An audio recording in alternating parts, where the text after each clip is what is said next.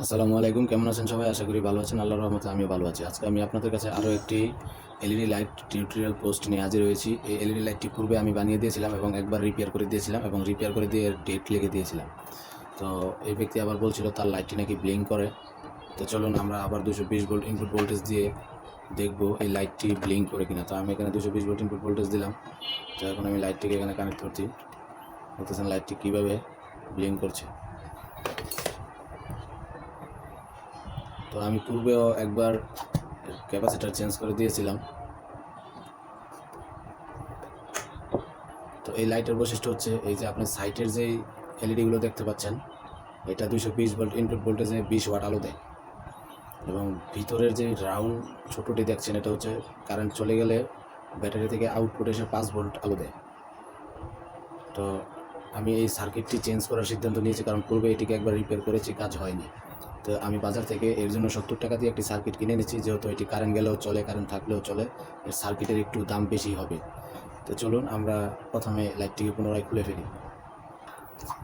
তো লাইটটি খোলার জন্য আমি একটি টেস্টারের সাহায্য নিয়েছি এবং সাইড দিয়ে চারিদিকে এটাকে ঘুরে ঘুরে খুলতে হবে। অনেক সময় বডি বেশি গরম থাকলে এখান দিয়ে ফেটে যায়, এই যে ফেটে যায়। তো এইসব জায়গায় একটু কস্টিপ মেরে দিতে হয়।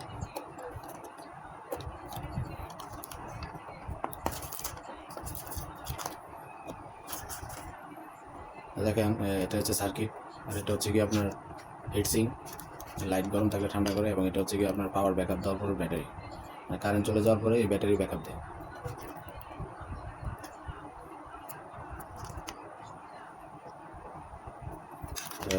আমরা এখন পিছনের কভারগুলো খুলে নিই।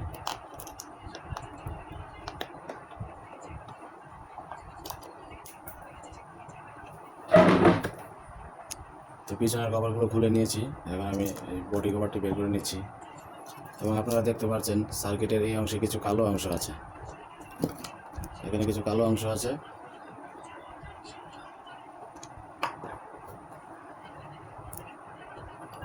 পিছন দিয়ে পুরো কালো হয়ে গেছে। তো দেখেন এখানে কালো হয়ে আছে, এবং এই ক্যাপাসিটারটি আমি পূর্বে একবার চেঞ্জ করে দিয়েছিলাম ব্লিঙ্ক করার কারণে। কিছুদিন ভালো চলে, আবার এটি ব্লিঙ্ক করা শুরু করছে, কিন্তু আগের থেকে ব্লিঙ্কটা প্রচুর পরিমাণে করতেছিল। তো এখানে আইসিটা ওভারহিট হয় এবং এই আইসিগুলো ওভারহিট হয়, যে কারণে এখানে দেখেন কালো হয়ে আছে। তো আমি এটাকে চেঞ্জ করে দেওয়ার সিদ্ধান্ত নিয়েছি কারণ এই লাইটগুলো ভালো আছে। তো আমি বাজার থেকে একটা নতুন সার্কিট কিনে এনেছি, আপনাদেরকে দেখাই। তো এখানে একটা নতুন সার্কিট দেখতে পাচ্ছেন, এটা 3 তারের সার্কিট। এটা হচ্ছে পজিটিভ, নেগেটিভ, এবং এটা হচ্ছে ব্যাটারির ব্যাকআপ। তো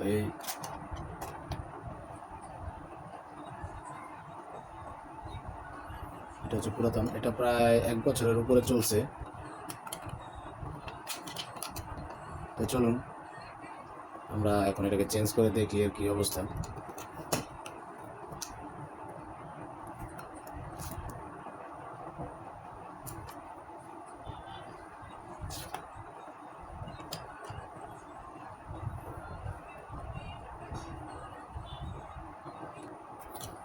সার্কিটের আউটপুট ভোল্টেজটি টেস্ট করার জন্য আমি এখানে 2 পিন প্লাগ লাগিয়ে নিয়েছি এবং এখান থেকে ইনপুট ভোল্টেজ দিয়ে আমি আউটপুটটা নিয়ে নিয়েছি।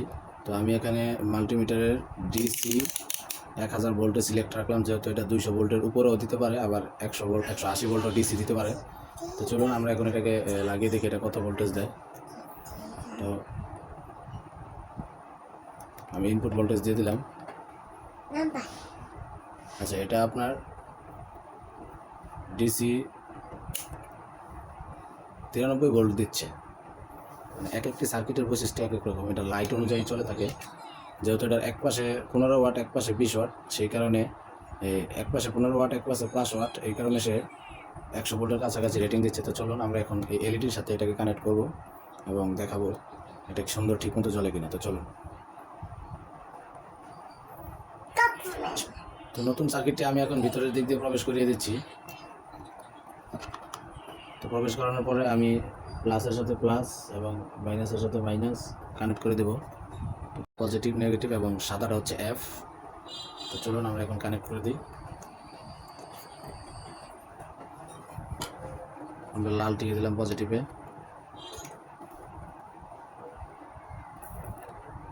এবং কালারটাকে দিলাম মাঝখানে নেগেটিভ, এবং সাদাটিকে দিলাম আপনার এফ এর সাথে। আমাদের সোল্ডার করা হয়ে গেছে। তো এখন চলুন আমরা ইনপুট ভোল্টেজ দিয়ে দেখি।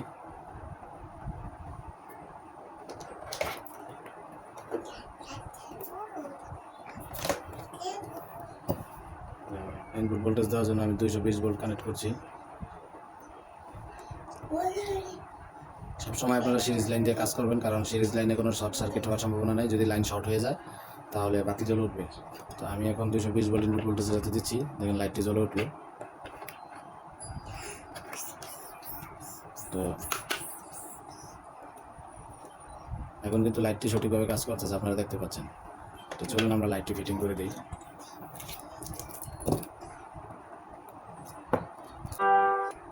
আমরা দুইটি তার এই ক্যাপের পিছন দিয়ে ঢুকিয়ে দিয়ে এখান দিয়ে বের করে নেব। তারপর এখানে দুইটি তার আছে ইনপুট ভোল্টেজ, তার সাথে কানেকশন দিব যাতে আমি এটা সহজে বের করে নিতে পারি ব্যাটারিটা লাগিয়ে।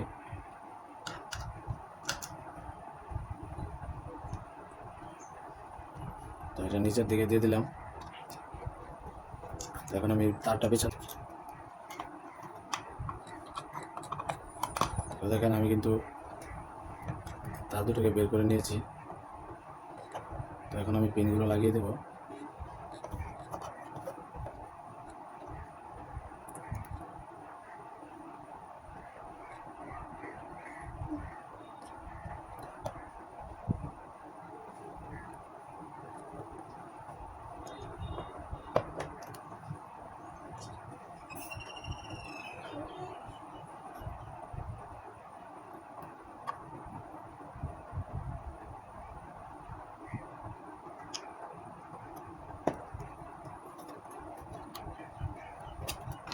তো পিনগুলোকে লাগানোর পরে আমি ব্যাটারিটা ক্লিপের সাথে কানেকশন দিয়ে দিয়েছি।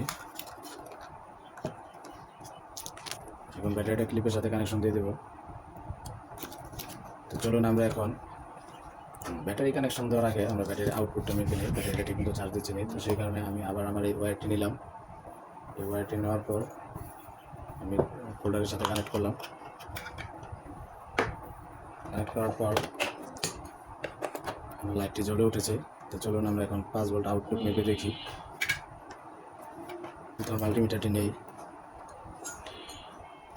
এবং এটা 5 ভোল্ট আউটপুট দেয়। আমি 20 ভোল্ট রেঞ্জে সিলেক্ট করলাম।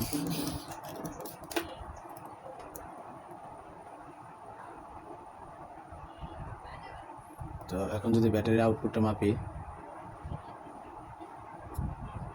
দেখেন ব্যাটারি কিন্তু এখানে আউটপুট দিচ্ছে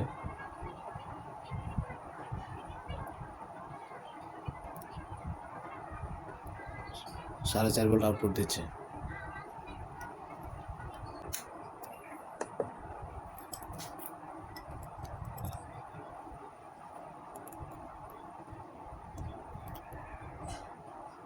ব্যাটারি 1.4 ভোল্ট দেখাচ্ছে, কারণ ব্যাটারিতে হয়তো চার্জ নেই।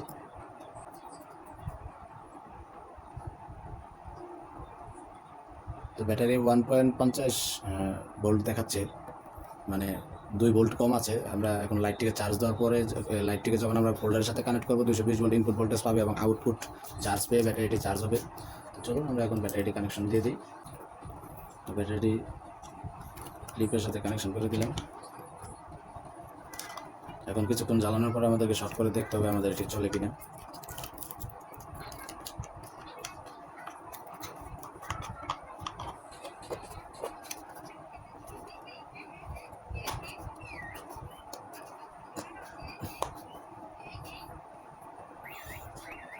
তো আমরা ব্যাটারি সহ লাইটটিকে ভিতরে ফিটিং করে দিলাম।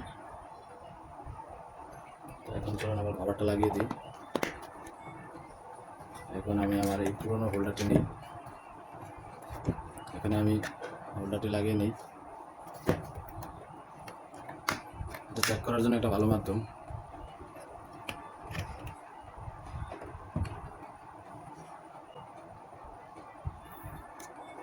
তো হোল্ডার সাথে লাগিয়ে এখন আমি 220 ভোল্ট ইনপুট ভোল্টেজ দিলাম। এখন লাইটটা চলতেছে। তো কিছুক্ষণ জ্বালিয়ে রেখে আমাদের দেখতে হবে ব্যাটারিটা চার্জ হওয়ার পরে এই ব্যাটারির কারেন্ট চলে যাওয়ার কারেন্ট চলে যাওয়ার পরে ব্যাকআপটা দেয় কিনা।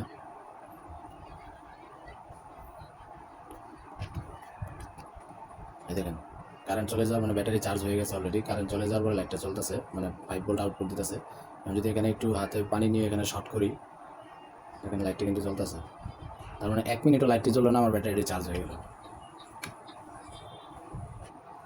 তো লাইটটি আমি 1 মিনিটের মতো জ্বালিয়ে নিয়েছি কারেন্ট চলে যাওয়ার পরে ব্যাকআপটা ঠিক মতো পাওয়ার জন্য। তো এখন যদি আমি শর্ট করে দেখি, দেখেন আমার আলোটা এখন বাড়ছে, মানে কারেন্ট চলে যাওয়ার পরেও আমার আলোটা এখন বেড়ে গেছে অনেকটা।